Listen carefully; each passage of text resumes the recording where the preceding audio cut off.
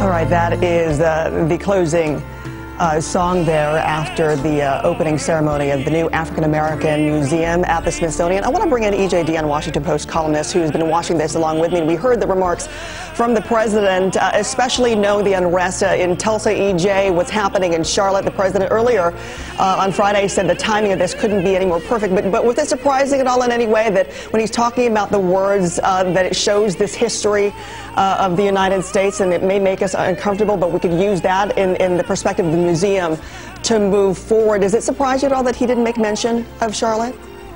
Well, I think he alluded to it because he said very clearly that we shouldn't be surprised that we haven't healed all our wounds yet. And I think implicit throughout the speech was a classic Obama argument about how America isn't perfect, but it has a long history of trying to perfect itself. He often uses that word more as a verb, perfect, than as a noun. I also think we just have to sort of say that the obvious is sometimes the most important thing. How amazing is it, and I think this is true for people regardless of their politics, that this museum dedicated to African American history is dedicated by the first African American president. His election marked an extraordinary exclamation point on this long journey.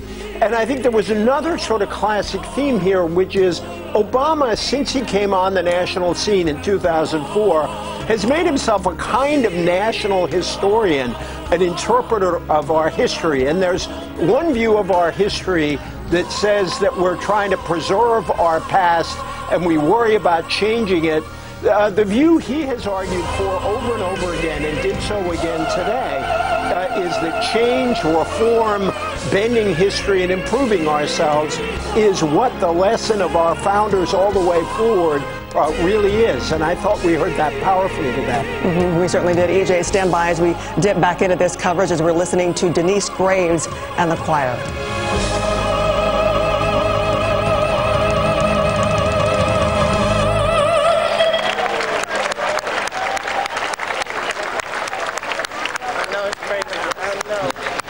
This concludes the dedication ceremonies for the National Museum of African American History. All right, EJ, we can bring you back in. It was also interesting to note how he said during that speech, the president saying that, yes, we do have this history, especially in this day and age, that may make us uncomfortable, But because of that, and especially under the roof of this museum, it can be used to grow as a country.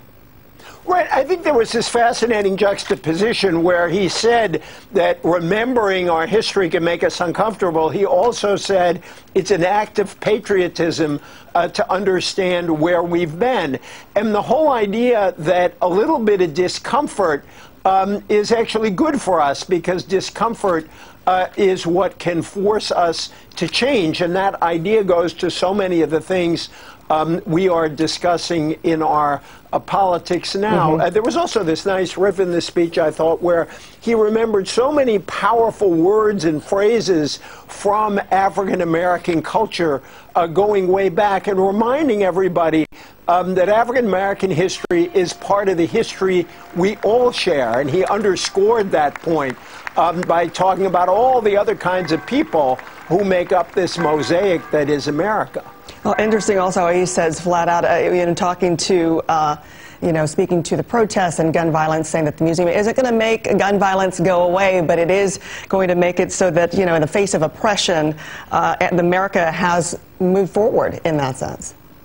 No, that's right. And again, that has been such a powerful Obama theme. And it was really great that John Lewis, who is such a great preacher, who was present at the creation of the Civil Rights Movement, and indeed of the Voting Rights Act that allowed President Obama to get elected, began the ceremonies. The whole point is that struggle is who we are. We sometimes think of ourselves as a conservative nation, but if you go back to the founders, if you go back to the Declaration or the preamble of the Constitution, the whole idea of America is that we are in constant need of and recognize the need for improvement. And here is where President Bush's speech, which was also very good, joined in. He said a great nation doesn't ignore its flaws, it tries to improve them. And President Obama sort of acknowledged President Bush for saying that. And interesting also to hear from the former president, also the former first lady, who I believe is on the board, as we're getting a live look here still of the president afterwards. Actually, that was earlier today. But also interesting in his words saying that the museum just doesn't belong to black Americans, and especially knowing the involvement with the Bush family. Right. Well, the Bush family, I mean, we can talk about the complicated politics of the Bush family vis-a-vis race, but the Bush family also has a long history of engagement with African-American higher education and higher learning. I happened recently to sit on an airplane next to Louis Sullivan, who founded the medical school at Morehouse College and was the first President Bush's Secretary of Health and Human Services. And he talked about how deeply engaged with African-American education the elder Bush and also Barbara Bush had been. And so while we can argue about where the Bushes were at any given point in their views on racial politics, their engagement with this project today and this effort is genuine and long, goes back a long way. EJ, stand by. I want to bring in also Michael Walren Jr., the senior pastor at First Corinthian Baptist Church here in Harlem, New York. Sir, thanks for being with me as we look at this and the significance, timing-wise, with the unrest and the racial tensions happening, especially in Charlotte, but also, as EJ was just talking about, the legacy of President Obama as the first African-American president and dedicating this. No, I think it is absolutely timely that President Obama would be the President of the United States during the time of the dedication of what is a monumental space in American history. I was reflecting on this and I thought of the fact that the truth of the matter is the foundation for this museum was laid in 1619. And in all these years of unrest and struggle and slavery and turmoil were quietly in some ways building to this moment. And the truth of the matter is you cannot talk about African American history without talking about American history. It is almost synonymous because at every stage of the development of this country, African Americans have played a critical and vital role. And we can't overlook that. And this museum says that that history is important. It says that that history is vital to this country, and it marks it in a particular interesting time in our history. What were the more powerful messages that you heard from the president in his dedication speech? I think the idea that that this history is filled with discomfort. I think that has to be named. Sometimes I think our country has a hard time confronting that discomfort, confronting the painful parts of its history. We try to gloss over it or ignore it, but you cannot talk about this country without talking about the parts that are bitter and bruising and bloody and painful. And so I value the fact that the president acknowledged this history is uncomfortable. It will cause people to cringe. It will cause people to sometimes feel bad about the truths of our history. And the truth is that we can never move forward as a people. We cannot progress, especially in these kind of critical and in some ways divisive times, without being truthful and honest about who we are. And the discomfort is par for the course. And he said that is because of the museum, and because of that discomfort, in the words of the president, he said that we will be able to learn and grow and make the nation more perfect. And do you think that's something that especially in communities like Tulsa, like Charlotte, that's the message that needs to be heard and spread? I think it's one of the messages that could be spread in terms of our need to begin to see our common humanity, our common goals as Americans. It's just one of the messages. But at the same time, as we dedicate and lift up this museum and we acknowledge the contributions of African Americans in our history, Tulsa and Charlotte and Baton Rouge and Minnesota, and the list goes on and on, reminds us that there has been progress, but there are still many issues that we have to address.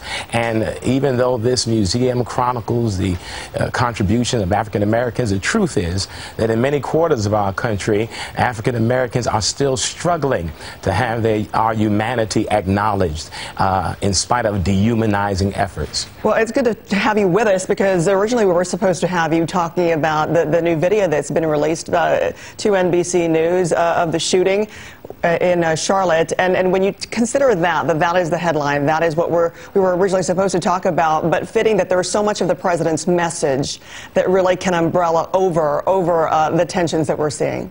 Absolutely. I mean, again, we cannot negate the significance of this moment, and I don't think we can highlight it enough. Again, this museum symbolizes a lot of hard work by those who fought to see it come to fruition. It also speaks to the history of African Americans that we cannot ignore. I celebrate. I celebrate inside. I'm happy. I'm excited when I think about this. But I don't let this moment overshadow that there's still much work to be done in this country. And so here's the thing.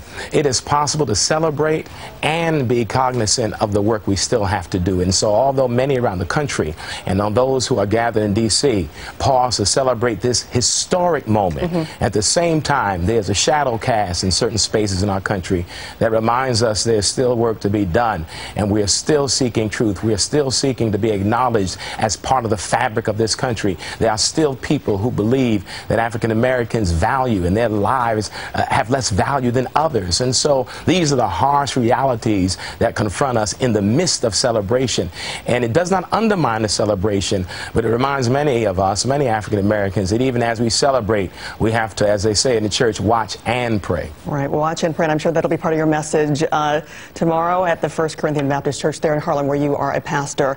Thank you so much for being with me, sir. Also, E.J. Dionne, just very quickly, just tidbits about the museum. 3,500 artifacts, including a set of slave shackles, a Tuskegee Airman biplane, and also a fedora that belonged to Michael Jackson, all on display here on 400 square foot of that museum. Thank you so much, Michael Walwyn Jr. and E.J. Dionne from the Washington Post. I appreciate it.